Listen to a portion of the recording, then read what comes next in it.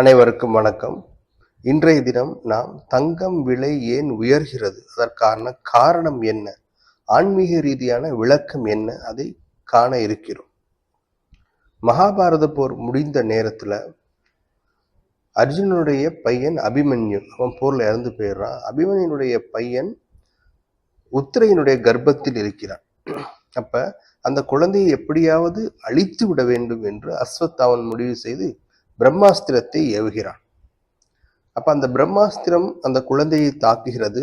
அதிலிருந்து எப்படியாவது அந்த குழந்தையை காப்பாற்ற வேண்டும் என்று எல்லோரும் கிருஷ்ணனை வேண்டுகிறார்கள். கிருஷ்ண பகவான் அந்த குழந்தையை காப்பாற்றுகிறார். இதுதான் மகாபாரதத்தில் நடந்த ஒரு நிகழ்வு. பிரம்மாஸ்திரத்தால் தாக்கப்பட்ட அந்த குழந்தை பிரம்மாஸ்திரத்தால் பரீட்சை செய்யப்பட்டு பிறந்ததனால் அந்த குழந்தைக்கு பரீட்சித் என்று பெயர். நம்ம யாராவது எங்க போறீங்கன்னு கேட்டா பரீட்சைக்கு போறோம்னு மாணவர்கள் சொல்வார்கள். பரீட்சை என்றால் ஒரு டெஸ்ட், ஒரு தேர்வு. அப்ப பிரம்மாஸ்திரத்தாலேயே தேர்வு நடத்தி ஒரு டெஸ்ட் செய்யப்பட்டு பிறந்ததனால் அந்த குழந்தைக்கு பரீட்சித் என்று பெயர். அவன் தான் அர்ஜுனுடைய வாரிசு. எல்லோரும் மகாபாரத போர் முடிந்து சில நாட்கள் கழித்து கிருஷ்ணன் வைகுண்டம் சென்று விடுகிறார். எல்லோரும் சொர்க்கத்தை தேடி மோட்சத்தை தேடி போய்விடுகிறார்கள். அப்ப காலங்கள் ஓடிக்கொண்டே இருக்கின்றன. பரீட்சித் வளர்ந்து மிகப்பெரிய மகாராஜாவாக மாறி இந்த தேசத்தை சிறப்பாக ஆட்சி செய்து கொண்டு வருகிறார். இது அந்த துவாபரயுகம் முடிகிற நேரத்துல இப்ப அடுத்து கலியுகம் பிறக்கிறதுக்கான காலங்கள் உருவாகி கொண்டு இருக்கிறது. அப்போ ஒரு நாள் பரீட்சித் மகாராஜா அப்படி தன்னுடைய தேரில் ஏறி நகர்வலம் வந்து கொண்டிருக்கிறார்.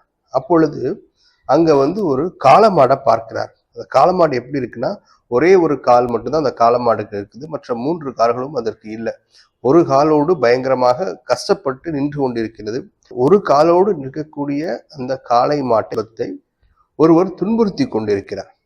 அதற்கு இருக்கிறதே ஒரு கால் தான், அதை வச்சு அது நின்றுக்கிட்டு இருக்கிறதே பெரிய விஷயம். அதையும் ஒருத்தர் துன்பப்படுத்தி கொண்டிருக்கிறார். பரீட்சித்துக்கு பயங்கரமான கோபம். என்னடா இது, இந்த காளமாடு கஷ்டப்பட்டு நின்று கொண்டிருக்கிறது, அதை போய் ஒருத்தன் தொந்தரவு செய்யறானேன்னு யாருன்னு போய் கேட்கும் பொழுது அவனும் ஒரு இளவரசனை போல வேஷம் போட்டுக்கொண்டு நின்று கொண்டு அந்த மாட்டை துன்பம் செய்து கொண்டிருக்கிறான்.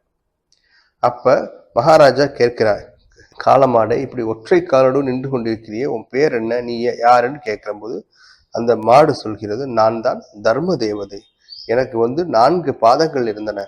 ஒவ்வொரு யுகம் முடியும் போதும் ஒவ்வொரு பாதம் போயிருச்சு. இப்ப இந்த யுகமும் முடிய போகுது, அதனால 3 பாதங்களும் போய்விட்டது. இன்னும் ஒரே ஒரு பாதம் மட்டும்தான் இருக்கிறது கலியுகத்திற்காக அப்படின்னு சொல்லுது. அது என்னென்ன பாதங்கள் அப்படின்னு சொன்னா 4 பாதங்கள்: தவம், ஒழுக்கம், தயை, சத்தியம். 3 யுகங்கள் முடிந்ததுனால தவமும் ஒழுக்கமும் தயையும் போயிருச்சு. தவம் என்கின்ற பாதமும் ஒழுக்கம் என்கின்ற பாதமும் தயை என்கின்ற பாதமும் போய்விட்டது. மீதம் சத்தியம் அப்படிங்கிற ஒரு பாதத்துல அந்த மாடு நின்று கொண்டு இருக்கிறது, அந்த காளை மாடு. அப்ப அரசன் பார்த்துட்டு, ஓஹோ இது சாதாரண விஷயம் கிடையாது, சரி இந்த 3 கால்களும் போய்விட்டது, இவன் யாரு உன்னை துன்பப்படுத்துறதுன்ட்டு அந்த துன்பப்படுத்தக்கூடிய அந்த அரசன் வேடம் போட்டிருக்கக்கூடிய அவனை பரீட்சித் வதம் செய்ய போகிறார். கத்தி எடுத்து குத்த போகிறார்.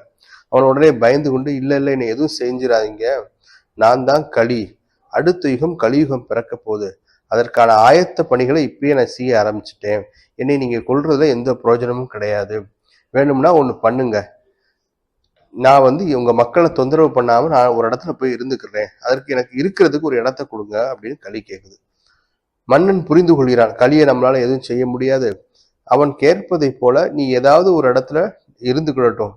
அவனே என்ன சொல்லிட்டான், உங்க மக்களை நான் தொந்தரவு பண்ண மாட்டேன், எனக்குன்னு ஒரு இடத்த கொடுத்துட்டீங்கன்னா நான் போய் அங்க இருந்துக்கிடுவேன் அப்படின்னு களி கேட்கிறார். மன்னனும் புரிந்து கொண்டு, உனக்கு என்ன இடம் வேணும் அப்படின்னு கேட்கிறார். உங்களுடைய மக்கள் என்னை தேடி வரக்கூடாது, நானும் உங்களுடைய மக்களை துன்பப்படுத்த மாட்டேன், அப்படி ஒரு 4 இடத்தை எனக்கு கொடுங்க அப்படின்னு களி கேட்கிறார். அது என்னென்ன 4 இடம் அப்படின்னு சொன்னா, சூதாட்டம், மது, பெண்டீர், பிராணி வதை. அதாவது யார் யாரெல்லாம் சூதாடக்கூடிய இடத்துல நான் இருப்பேன், உங்கள் மக்கள் என்னை தேடி வரக்கூடாது. யாரெல்லாம் அதிகமான மது குடிச்சிட்டு மது மயக்கத்துல விழுந்து கிடக்கக்கூடிய, மது உற்பத்தி செய்யக்கூடிய, மதுவை விற்பனை செய்யக்கூடிய இடம், அங்கேயும் நான் இருப்பேன், என்னை தேடி யாரும் வரக்கூடாது. அதுக்கப்புறம் அதிகப்படியான பெண் ஆசை யாருக்கிட்ட இருக்கோ அவங்க கிட்டையும் நான் இருப்பேன்.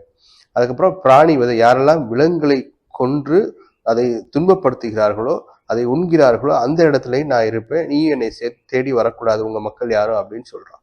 சரி, இந்த 4 இடத்த கொடுத்தாச்சு. அப்புறம் தந்திரமாக களி ஒரு கேள்வி கேட்கிறார். இந்த நாளும் ஒன்னா இருக்கிற மாதிரி ஒரு இடத்த எனக்கு கொடுங்க அப்படின்னு.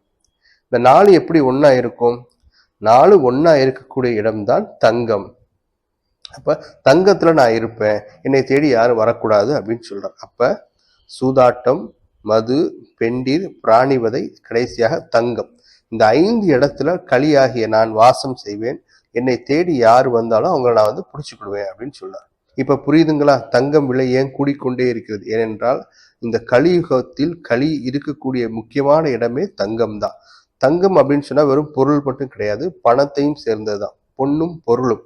அப்ப யாரெல்லாம் அதிகப்படியாக பணத்தை குவிக்கணும்னு நினைக்கிறார்களோ, யாரெல்லாம் தவறான வழியில் பணத்தை ஈட்டுகிறார்களோ, இங்க தங்கம்னு சொன்னாலே எல்லாத்தையும் நம்ம வந்து பொதுவா சொல்லிட முடியாது. யாரெல்லாம் தவறான வழியில் தங்கத்தை ஈட்டுகிறார்களோ, தவறான வழியில் செல்வத்தை சேகரிக்கிறார்களோ, அங்கெல்லாம் களி இருந்து கொண்டு மக்களை இன்னமும் துன்பப்படுத்தி கொண்டுதான் இருக்கிறார். அதனாலதான் உலகத்துல எல்லா இடத்துலயும் நிறைய போர்கள் நடக்கிறது. உலக மக்கள் யாரும் நிம்மதியா இருக்க முடியறது இல்லை. தங்கம் விலை நாளுக்கு நாள் கூடிக்கொண்டே போகிறது. ஏன்னா களி தங்கத்துல இருக்கிறாரே, அதுதான் காரணம். அப்ப உலக நாடுகளில் இருக்கக்கூடிய மக்களிடம், குறிப்பாக உலக நாடுகளில் இருக்கக்கூடிய முக்கியமான மனிதர்களிடம் வந்து நல்ல எண்ணங்கள் உருவாக வேண்டும், நல்ல சிந்தனைகள் உருவாக வேண்டும். அதன் மூலியமாகத்தான் தங்கத்தினுடைய விலையை குறைக்க முடியும்.